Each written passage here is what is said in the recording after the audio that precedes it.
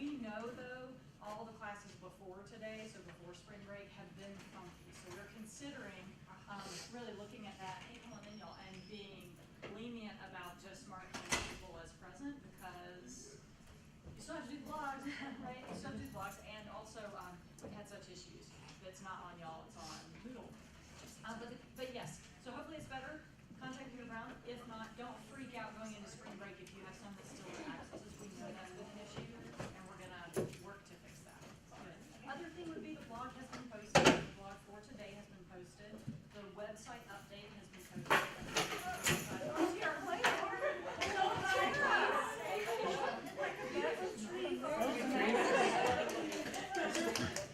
And yes, the video is already running. So that will be immortalized and shared via YouTube with the world.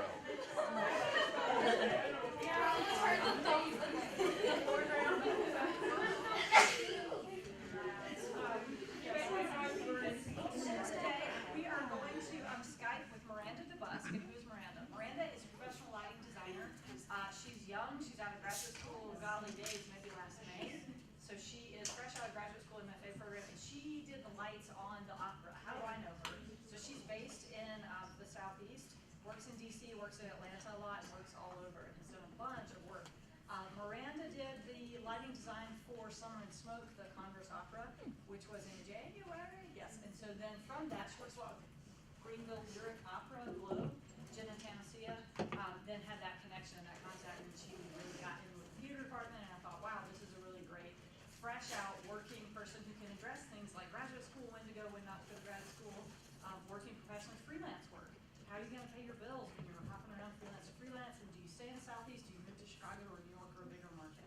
Those kinds of questions that might go across arts fields, even if you're not specifically a theater person.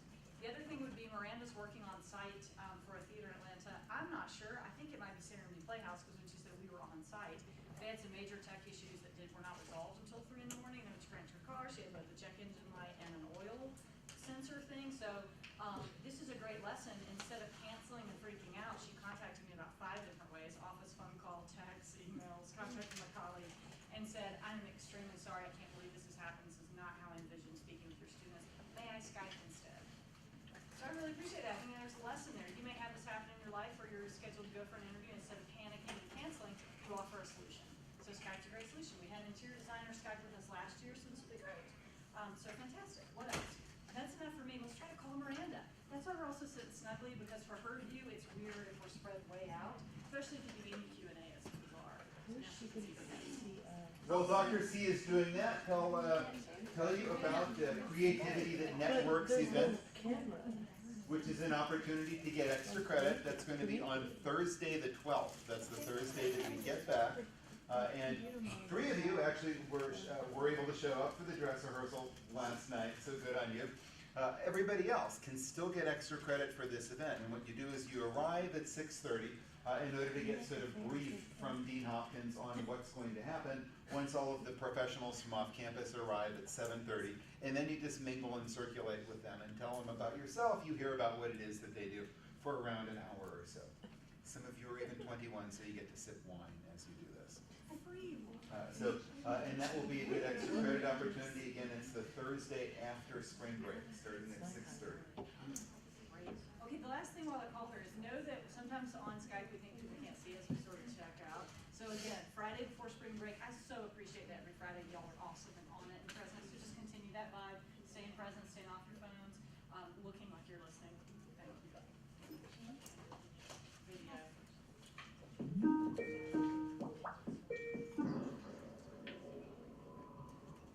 Hey Miranda! As I'm just screaming at you, can you hear us? Can you see us? Hey y'all, can you hear me? Hey, we can. Can you see us? Wait, I don't want to. We Skyped in this room before. Mary.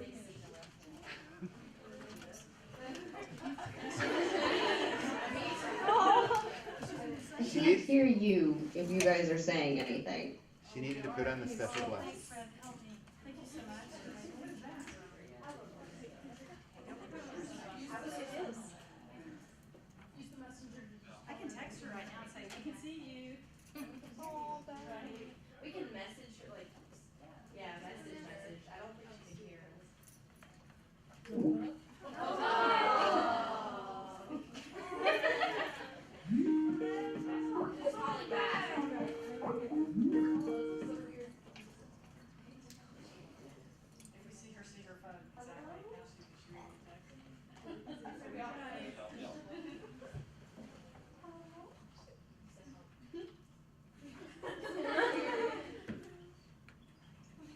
Technology might be the worst. The best of the worst. Still can't hear you. But I'm glad you can hear me. That's good. Yeah.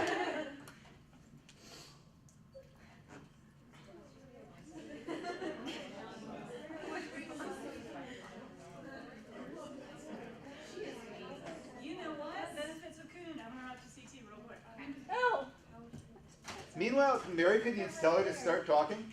So we can see and hear her, and she can just imagine that there are 50 incredibly attractive and attentive people here watching her.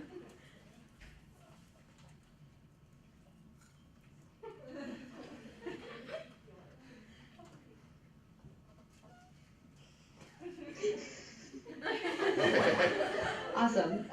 So hey everybody. This is really weird, staring at a blank screen, talking to a blank screen, but hey. I'm Miranda DeBusk. I'm a lighting and projection designer. It's really great to meet the letter C and C on the Skype call.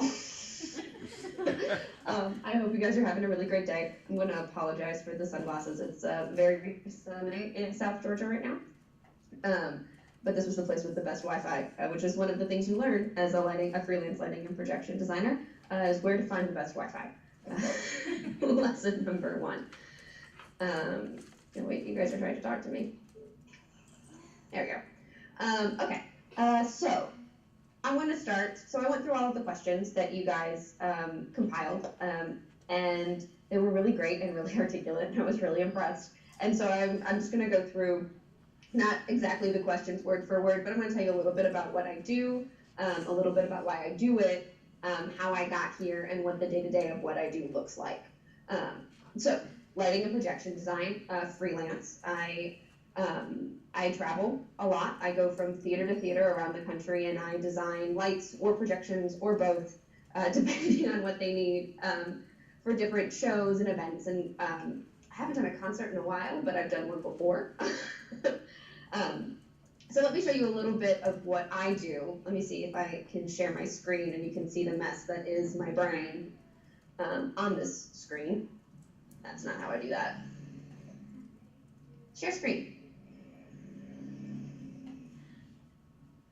Great. So I think you guys are seeing what I'm seeing. Correct me if I'm wrong, but this is my website.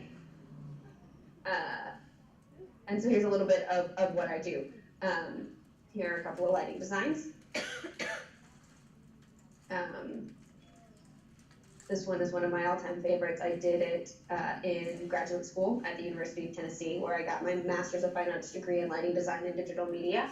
It was A Lesson Before Dying, which, if you're not familiar with the play, is about a young man who is accused of committing a murder that he didn't do, and he is condemned.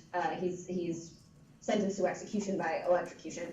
And in jail, he sort of gives up on himself and on his humanity, and the school teacher from the town is tasked with coming through and trying to help this young man figure out who he is, and in turn figures out who the teacher himself figures out who he is. And it's a really beautiful story and really powerful. And I got to do the lighting design for this. Really, when it comes down to it, a little bit about why I do what I do. I believe in the power of theater for social change, and what it means. Well, really just, sorry, I just opened up, making sure that wasn't you. Hey, I heard something. Hey!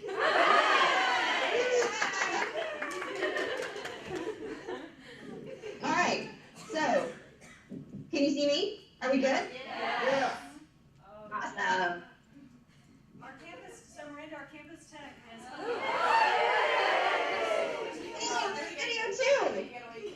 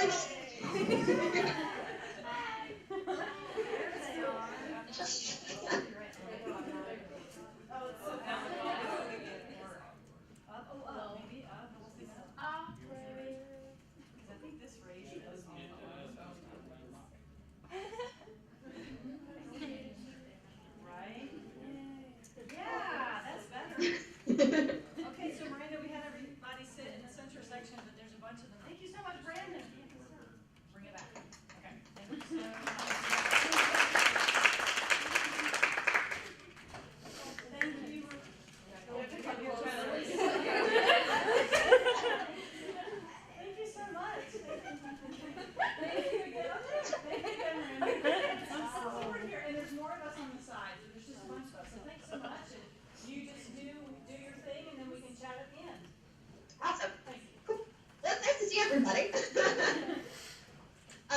Cool. So going back to what we were looking at, share screen was a button that I did once. Oh wait, are we? So can you see what I'm seeing? Yeah.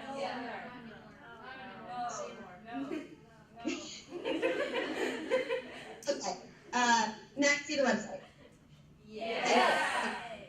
Great. Cool. So, going through and designing lights for shows, placement of light, the arc of the story, and really what's important, why I show you this piece first, because it's one of the pieces that I've done that I think touches me the most, is that I really believe in theater for social change, right? The idea that what we do as theater artists, or as artists in general, is that we sort of reach the human condition, and we as a collective are able to reach out and affect people and affect the world around us, and it's sort of our responsibility as artists to affect the world around us in a positive way. So finding shows in particular, like this one that we did in February of 2016, not long after the rise of the Black Lives Matter movement and all of the sort of awareness that comes along with that, and the idea of the corrupt judicial system and things of that nature. It was a very powerful piece. So that was a biggie. Let's see, what else? This was another one that I had a great time with. I worked with those of you who know a company called Lyric Theater out of Greenville, South Carolina. I designed for them a couple of seasons ago. We did a West Side Story. Again, lights are cool. This is what I do. Yeah. I also do projection design, which is a little different and strikingly similar at the same time. It's a full light. It's a projector is a light with a different source. And really, at the end of the goal is the same, is the storytelling. So this was a production of Violet, which is a musical set between North Carolina and Oklahoma, about a girl with a pixel star who travels to Oklahoma to meet a evangelist in hopes that he can perform a miracle and heal her. It doesn't work, but she finds herself in the end. It's a lovely, lovely show. But we were able to do these big backhaul projections in this Fernwood to reflect both where she is physically and emotionally throughout the show, because it's all about the storytelling. That's one of the things that I think most important when it comes to doing effects in live theater or in art in general. When you put technology on top of the story, you always want to remember that it turns back around. That the goal is to come back to the story, to the art, to the message. It's not about you. It's about what you're saying. And if you let your technology get ahead of you, if you sort of learn how to visually just shut up, then you're not able to really let the story tell itself. Yeah, so that's a little bit of portfolio, a little bit of what I have done. There's more there if anybody wants to look. Right now, I'm working in just south of Atlanta at Sandy House, which is an immersive care company, which is super cool, super pretty. Their posters are behind me. Working as an assistant, which is another part of my job that I really love. Is that not along with doing my own gigs and designing my own shows, I also work with people who I've inspired as artists, who I've learned from or who I currently learn from, and helping make their vision possible. And it's a different skill set, a different part of the job, but it's also very interesting and very cool. So that's a little bit about what I do in the scale. And why I do it, we talked about a little bit, right? The idea that it is my responsibility as an artist to do these things, right? That's how we feel as artists, is that we have things to say, we want to say them. And just on a personal note, like, I picked like projection design because it was what stretched me, right? It's very cool because it worked both with that the brain. There's all sorts of technology and math and engineering involved, And then once you figure all that out, you have this incredible opportunity to tell a story and to paint and to color and to bring things to life. And so it's a really full spectrum sort of situation. And how I got here, right? That was a lot of the questions that you guys were asking was how do you so I started as a lighting designer. Okay, I started touching light when I was in high school. Somebody said, hey, we need a board op. And I said, hey, I've never done that before. And so there I was behind a board and I thought, oh, this is kind of cool. And I ended up going to Furman University in Greenville and got my theater arts degree from there. And then I took a year off and I freelanced. I did anything I could do inside of the theater. I'm a big proponent of knowing everything about that you can. And that's across the board for all of us. I think it's important to know every piece of what we go together happens. So for me, that means I need to know how to be a director. I need to know how to be an actor. I need to know how vaguely how costumes work. But don't ever hand me a sewing machine. You know, I need to know how sets work. I need to know how to build them. I need to know what I'm asking people to do.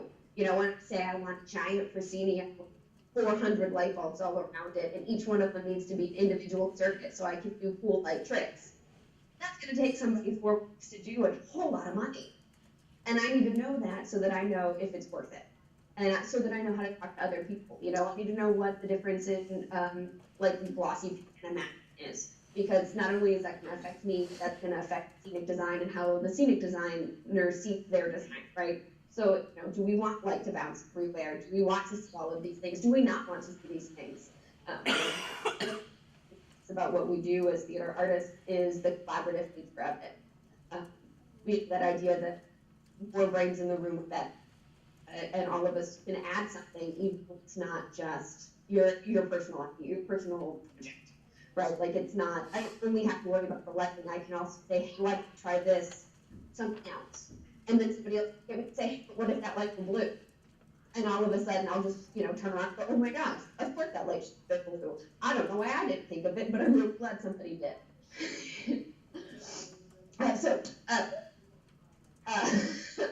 I got my BA in theater arts, general arts degree, at a liberal arts school, which I think is also important, just knowing the most about what you can know about. Because everything that you know comes into your art. Everything that you learn from. Every movie you see, every TV show, every museum you walk into, all of it comes back to something that you can pull from. I personally didn't double major, a lot of people did, and I think that's useful too. I don't know if you can see this very weird audio delay. So we're losing maybe every 4th word. So now that we can see you, see how creepy this is a delay. We're going to switch it to audio only because we're actually missing a lot of what you're saying. But it's so nice to see you. And maybe we'll switch back when we do questions so we can see you. But it's just so, we're losing it. Thank you so much. We'll call you just audio. Okay. Are we good? Is that better? Yeah. Check. Better? Worse? Check 1, 2. Okay, so we're going to hang up on you and call you back. No, we're not. No, we're not going to do that. We're going to It just makes us go away. And then tell her to click it. Oh, and then Miranda, if you click off your video, is that better? Better? Yeah. Check 1, 2, 1. That's way better. Yes, and then we can Cool. bring it back. Awesome. Thank you so much. Yes, and Miranda, anything, this is so fantastic of you to join us. Anything, we'll go away. Oh, okay, is it possible to stop screen sharing? Oh, is it so? I don't think it's so. Hang on. It is? Do I have 2 Skypes open? Because this is telling me that I'm not. Oh, it might be. Oh, There you go. There's that. Is that better? I think so. We really hope so. So we have such an amazing collection in here, Miranda, of students who are in everything from art therapy, music therapy, future painters, visual artists, graphic designers, interior designers, musicians, music therapy, vocalists, vocal performance people, instrumental folks, people who want to be opera singers, people who want to, and then also theater people, and then we do have theater people. So if there's anything that you, from your journey, we're so excited to talk with you about freelance work, the business side of things. How in the world do you make a living when you're going job to job to job? Why did you maybe choose the Southeast over saying like, I gotta go to New York, man, or Chicago immediately? Graduate school. So I love hearing your theater path and anything from that theater path that can also connect to these non-theater folks. Those wonderful nuggets that go across the arts is fabulous to share too. Perfect. Awesome. Thank you so much. Thank you guys. Cool. So things that so where do you guys want to start? Maybe questions are a good place to start, because that is a little bit about where I got. So to wrap up where I come from, and then maybe that'll spur some questions. Is that then I did some internships, I did some assisting and some work, and then I decided that graduate school was the way to go. And as far as across the board goes, for me, graduate school was important because I hit the point where I knew that there were things that I didn't know. And I didn't know how to get them unless I went back and asked somebody. And it was important for me that I had more people to look at what I was doing than just me, or just the 3 people that I was working for at the time. The idea of having 6 adults who are all in the room to help me figure out what I need to know was super helpful to me and super important. After I'd taken the time to figure out who I wanted to be and what I wanted to do, right? That yes, this crazy wild thing called art that I decided I wanted to do, it was really what I meant I wanted to do, and not just what I fell into in school because I liked it. And graduate school was great for learning the business too. So business things, all of what we do is business, regardless of the fact that none of us wanted to take business degrees, or maybe some of you guys did, and that's awesome. I just remember growing up and everybody saying, oh, it's art, it's business, but the arts are a business. I spent a lot of time making spreadsheets and figuring out if I'm earning, I don't get a salary to work for myself. I get, stipend is the wrong word. I get a fee. I have and a theater will pay me that fee, so that I can, so I do the job that I do. It's subcontract. And so then I'm responsible for doing things like taking taxes out of that and keeping receipts and making sure that I collect enough of these fees over time to support myself, which is hard. And it's a lot of sitting down and making projections, and at the end of the day, trusting your gut, to know that somehow things will line up as you keep on keeping on. You're doing what you. There's something. I'm not going to say that it's magical, because it's very planned and real about what we do. There is that part that gets what you just have to say, whatever it is I'm supposed to do, that I'm going to do it. And I'm going to trust that it will work out, and that I will figure it out, and that I'm strong and capable and smart at this work. Even if right now I have, if right now I have 3 gigs, it looks like I'm not going to be able to pay rent, and I'm really terrified, and maybe I should just be able to step. Which could be good. But if you stick it out, usually it turns itself around. For me, that was a couple weeks ago. I was like, I only have 6 gigs.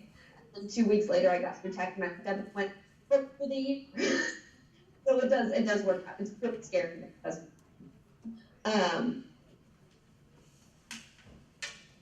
And then balancing your time.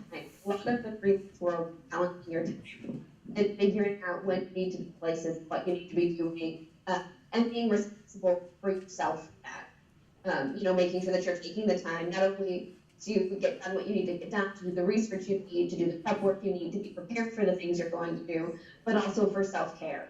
Because no one's going to just hand you a weekend. You're going to build in your weekend. And your weekend might be Tuesday, the first week of the month, and Thursday, the third week of the month. If you're that sort of busy. But you're also looking out for that. Routine is different in lots of ways and lots of the things that we do. Yeah. Miranda, why did you pick right now in life the Southeast? So you did your program at UT Austin, so Texas, and then come into the Deep South. What was the choice sort of regionally for where you wanted to plant your roots? So I was at the University of Tennessee, the other UT, in Knoxville. Oh, gotcha. So a little bit closer, although I hear UT Austin's awesome. I've got friends from there too. So go Vols. Go Vols. I picked the Southeast. I'm a big fan of stories from where you're from, and sort of the heart of the people where you are telling the stories that they're telling. And for me, that meant working in the Southeast because they were the stories that I feel like I could connect the most. I spent most of my life here, most of high school in South Carolina, and then undergrad in South Carolina, and then graduate school in Tennessee.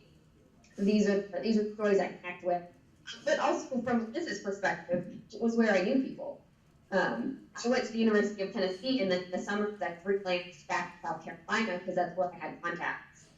So when I graduated school, I was able to capitalize on those contacts that I had made over the last 6 years and put my career forward. Whereas if I had moved to say Chicago or New York or DC, I had a smaller network of people that I knew, and it would essentially be starting all over from scratch again.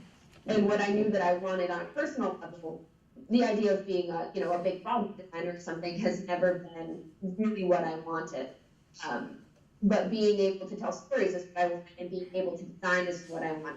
Instead of taking the path to being, that the Broadway tends to walk along the lines of like moving to New York, living in a closet, being an assistant for somebody who's mildly successful, being an assistant for somebody who's not been successful, and maybe just a show in high school, and so on and so forth until you're about 50, and then you maybe you've made it, or maybe you've moved to Minnesota.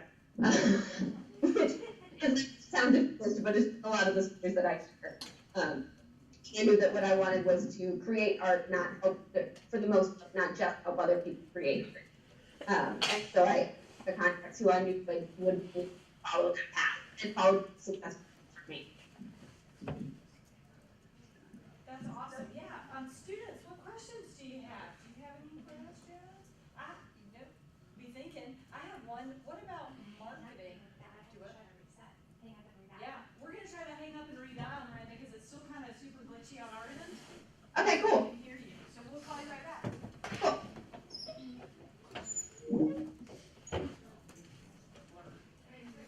One side. Great quality. One side.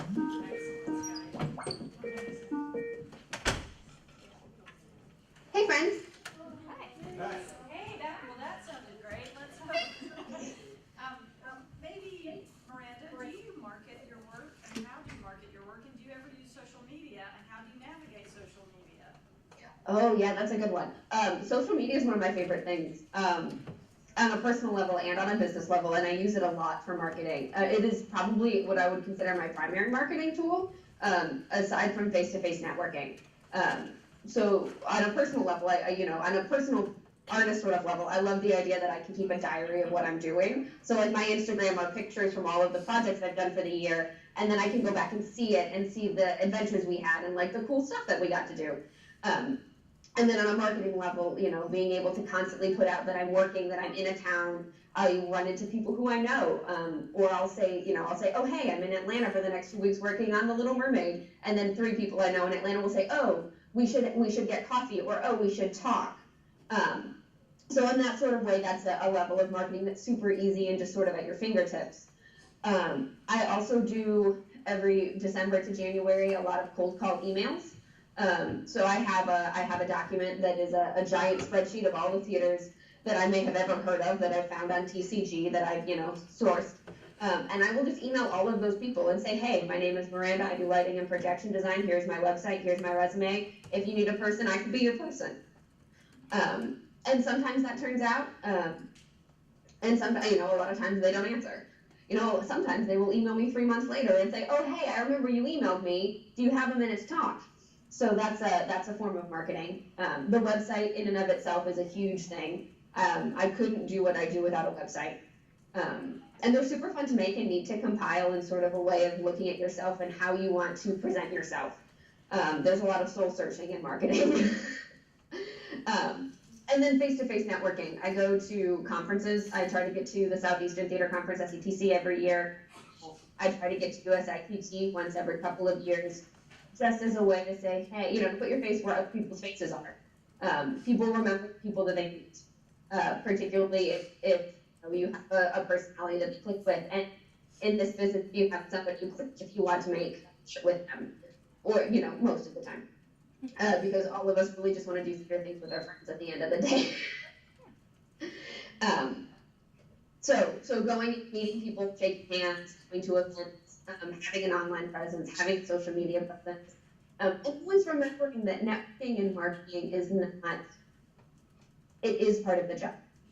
But at the end of the day, it's also just you making friends. If you don't think of it as a chore or as something that you have to do, you can stop and go, oh, I'm just going to make some new friends today and tomorrow, and maybe I'll send some emails to some people who might be my friends. Sort of in that way that when you were in kindergarten, you went on the playground and you just looked at somebody and said, hey, you want to be my friend? Just that. Yeah, do you have any advice, Miranda? It seems that you have a really outgoing, charismatic personality, but if anybody's maybe a little introverted or a little bit of social anxiety even, are there any tips for somebody that making friends can be quite challenging or networking just sounds painful? Any ideas for how to navigate putting yourself out there, or perhaps having like a practiced elevator pitch, or anything that's sort of a comfortable set of conversation points to have when you're feeling kind of shy or scared even in a social networking businessy setting? Oh, that's a great question. Yeah, so one of the things that I've seen that is fairly successful is to find someone. It's a tag team. Don't do it alone, particularly if you're at an event and you're trying to do face-to-face networking and you don't feel comfortable talking to other people or maybe starting that conversation. If you can pair up with somebody who is maybe more forward in reaching out to people, and then you're able to start a conversation and just know that that's the symbiotic relationship you're working with, because you're going to support each other, because you're going to be able to feed into, oh, this person's great or that person's great. And they can help you get into these conversations. And then also doing things online, because then you can sit down and you can reread an email. You can send that email to a friend and say, hey, will you proof this for me? Does this sound right? And that's a really good way to start the conversation. And once you've started the conversation in email, it's usually a little bit easier to slide into, oh, let's talk on the phone. And definitely having a practice pitch. Definitely, having what you know about yourself on the tip of your hand. To say, hey, this is me. And the more you say it, the more comfortable you'll get with it, and the more it sort of becomes a mantra that you makes you fall into your business personality, and being able to sort of let your business self take forward. That's great. Yes, good. Hey, that's what we sometimes say. It's so nice to hear you say that, Miranda. The word professional. When did you graduate from graduate school? I graduated last May of 2017. Fantastic. And did you go straight from undergrad into graduate school, or did you work a bit? I didn't. I worked a bit. There was no way in the world that I could ever imagine going straight from undergrad to graduate school. I know people who've done it very successfully, and I know in some things that are more like science related or maybe medically related, that can be better because the specialization is there. But for me, it was there was too much going on at the end of undergrad to be able to think, oh my God, that's absolutely pulled me in for 3 more years of this. And working in the field was really helpful for me too, because I had done a lot of work in the university, not a ton of work professionally yet. So being able to take a year and do professional work in places where, I didn't have a bunch of teachers around me and I have to figure it out, have to know what I'm doing, really helps solidify the fact that yes, I do and doing what I do.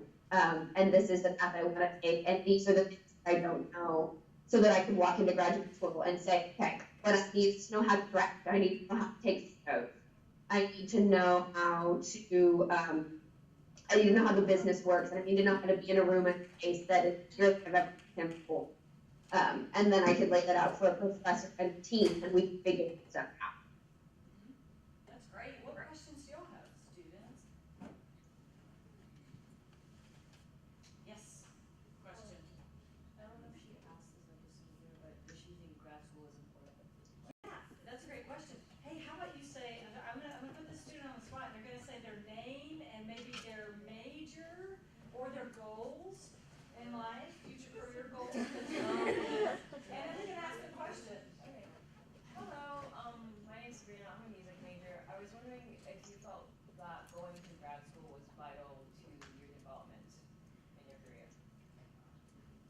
Hey, Sabrina.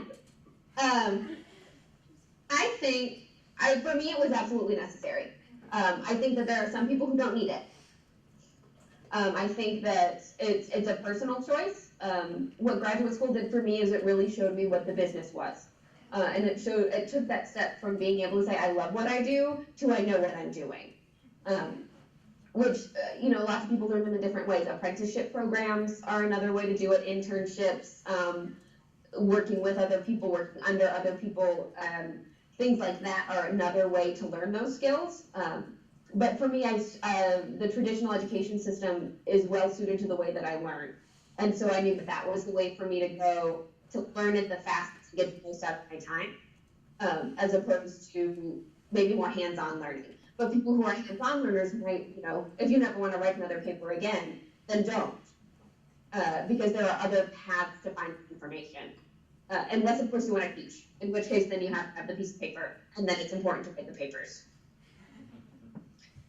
So true, yes. Do you have any advice or thoughts, Miranda, perhaps for young women going into the arts and thinking about everything from negotiating contracts to asking for a raise to pay to, gender discrimination to just all kinds of stuff, and kind of thinking about our national conversations about equity for all genders. Any thoughts as being a young professional? Oh, so many thoughts. So lighting design and projection design are heavily male-dominated fields. Less than 10% of union lighting and projection designers are female. You can probably name all of the ones who have designed Broadway musicals on one hand in the last 10 years. I mean, total, I think maybe there are 20. So definitely gender discrimination is a hard thing to get over. It's a thing that you face every day. But I think probably the most important factoid I learned in the last couple of years is that men will apply for a job when they think that they are 60% qualified for the position. Women will apply for the job when they think they are 90% qualified. So if you think you're at least 60% qualified, go for it. If you think that you're worth more money, ask for it. And don't apologize for it. It's super hard. It is absolutely the worst. I'm the kind of person who will have a conversation with a brick wall, but you want to ask me to negotiate a contract, and all of a sudden I have no words. And it's one of those things where you have to tell yourself your business mantra, take your step forward and say, I know that I'm worth this. And knowing, and not afraid to say that, not being able to what you know. And then standing up for that and not letting anyone sort of knock you down for it.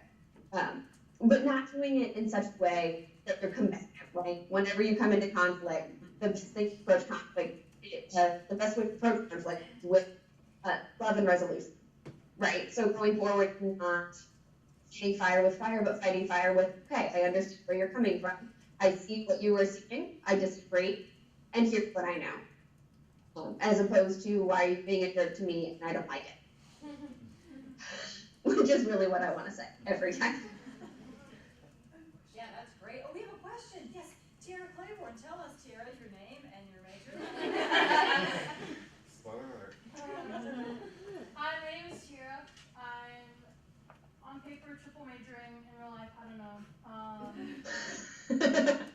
But I do a lot of photography, and so I guess my question is, how do you know what you're worth? I guess, how did you figure that out? Something that I've struggled with is like putting a price on how much I charge for photography, and my mom is always like, you should charge more than that, you're worth more than that, you're better than that. But I'm like, well, what if nobody else thinks that, it's worth $60 for a couple of photos?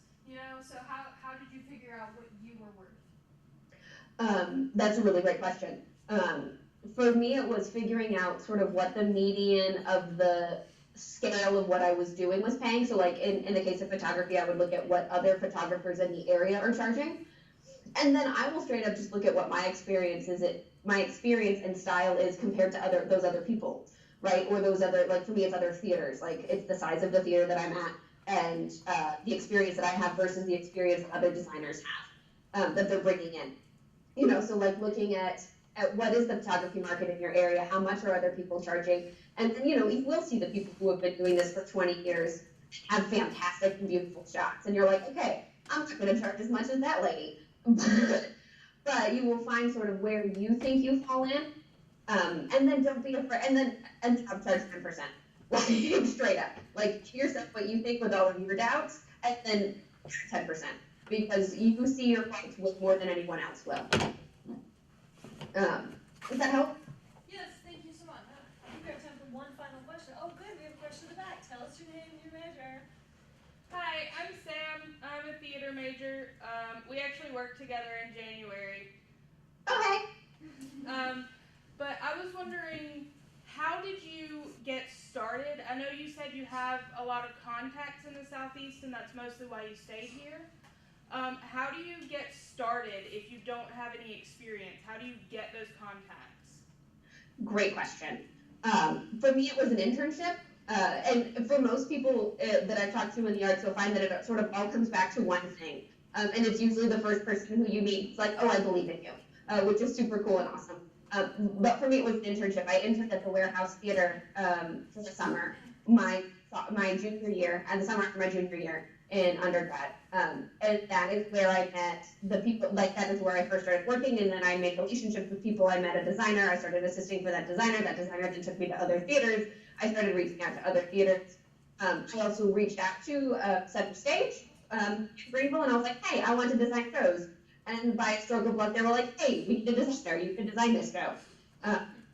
So really, it's putting yourself in the room and not being afraid to put yourself in the room. I highly recommend internships and apprenticeships. I think that's how you keep able to really start making a lot of connections quickly, and then those connections will multiply. Not letting those fall. Making those 5 friends and keeping those 5 friends so that when you meet them in a different situation, you make 5 more friends. And then all of a sudden you'll have 25 friends and 6 of them want to hire you, whereas you started with 0 friends and a good luck. And then you had 5 friends and 1 person hired you. Does that sort of make sense? Yeah.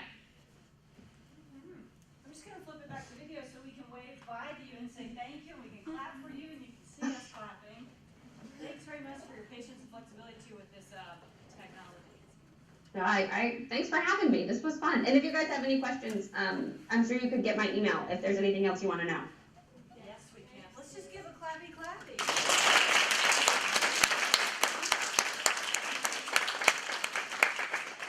you so much, Miranda. Have a great weekend. Thanks, y'all.